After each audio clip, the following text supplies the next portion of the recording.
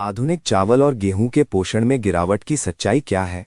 आज किसी भी किराने की दुकान में जाइए और आप प्रचुरता के एक भ्रामक संसार से घिर जाते हैं। ये विचलित करने वाली सच्चाई है कि हम मानव इतिहास के किसी भी दौर से अधिक कैलोरी खा रहे हैं, फिर भी कोशिकीय स्तर पर धीरे धीरे भूखे मर रहे हैं।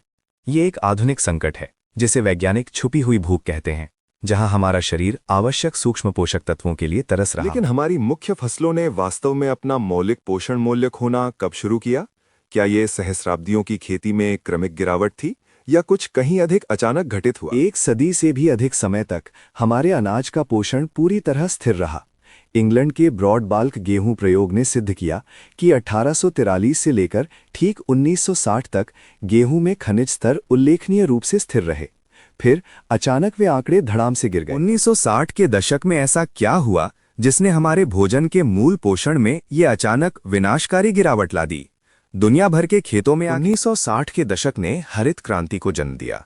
कृषि वैज्ञानिकों ने बौनेपन के जीन, विशेष रूप से SD1 और RH को उन अधिक उपज देने वाली छोटी फसलों के लिए प्रवेश कराया जो भारी अनाज के बोझ तले दब न जाएं। इन अत्यंत परिष्कृत सशक्त किस्मों ने अरबों लोगों को व्यापक अकाल से बचाने में सफलता पाई। यदि इन बौनेपन के जीनों ने अरबों जीवन बचाए, तो उन्होंने एक साथ पौधे की मौलिक पोषण प्रोफाइल से कैसे समझौता कर लिया? उन्होंने एक भयंकर जैविक तनुकरण प्रभाव को जन्म दिया।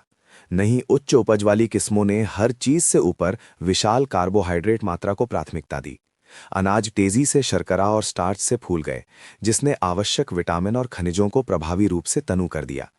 मात्र 50 वर्षों में आधुनिक चावल ने अपने महत्वपूर्ण कैल्शियम का 45% खो दिया। क्या पौधे का ये आनुवंशिक उत्परिवर्तन ही इस चिंताजनक गिरावट का एकमात्र कारण है, या इसके पीछे कोई और गहरी व्यवस्था? कृषि की वो नींव ही हमारे पैरों तले धंसती जा रही है। इन विशाल पैदावारों को उगाने के लिए आवश्यक गहन रासायनिक भारी खेती ने धरती को पूरी तरह थका दिया है। वैश्विक कृषि मिट्टी ने अपने प्राकृतिक नाइट्रोजन भंडार का लगभग आधा और अपने आवश्यक फास्फोरस का 27% खो दिया है। जैविक स्तर पर क्या होता है जब तेजी से बढ़ने वाली अत्यंत भूखी फसलें पूरी तरह से क्षीण, मरती हुई मिट्टी में बोई जाती हैं? वे भारी धातुओं के लिए बेताब स्पंज की तरह काम करती हैं। प्राकृतिक खनिजों से वंचित आधुनिक फसलों की जड़ें मिट्टी से उन जहरीले तत्वों को खींच लेती हैं जिन्हें प्राचीन किस्में स्वाभाविक रूप से अनदेखा करती थीं। आज की आधुनिक चावल की किस्में 1960 के दशक की तुलना में जहरीले एल्यूमिनियम में चौंकाने वाली 78। क्या हमारे रोजाना के चावल के कटोरे में और भी घातक जहर छुपे हैं जो चुपचाप समय के साथ हमारे शरीर में हाँ, आधुनिक चावल ने न केवल अपना महत्वपूर्ण कैल्शियम और जिंक खोया है, ये पृथ्वी पर सबसे कुख्यात जहरों में से एक के लिए एक जैविक चुंबक बन गया है। आधुनिक चावल में कुछ दशक पहले उगाई गई उन्हीं किस्मों की तुलना में अविश्वसनीय रूप से 1493% अधिक जहरीला आर्सेनिक पाया जाता है। निश्चित रूप से आधुनिक विज्ञान और हमारा बदलता पर्यावरण इसे ठीक करने के लिए अनुकूल हो सकते हैं। आज दुखद रूप से पर्यावरण इस संकट को और तेज कर रहा है। बढ़ती वायुमंडलीय कार्बन डाइऑक्साइड सचमुच हमारी फसलों को जंक फूड में बदल रही है। बढ़ा हुआ CO2 प्रकाश संश्लेषण को अत्यधिक बढ़ा देता है, जिससे पौधे भारी मात्रा में कार्बोहाइड्रेट संश्लेषित करते हैं।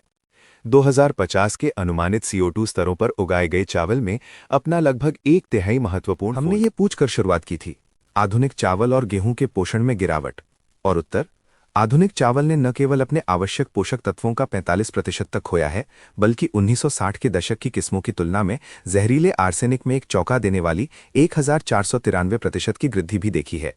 जबकि 1960 के दशक की हरित क्रांति ने उच्च उपज वाली बौनी फसलों को इंजीनियर करके अरबों लोगों को अकाल से बचाया, इसने एक भयंकर तनुकरण प्रभाव को जन्म दिया, जहां अनाज कार्बोहाइड्रेट से फूल गए लेकिन विटामिन और खनिजों में गिर गए।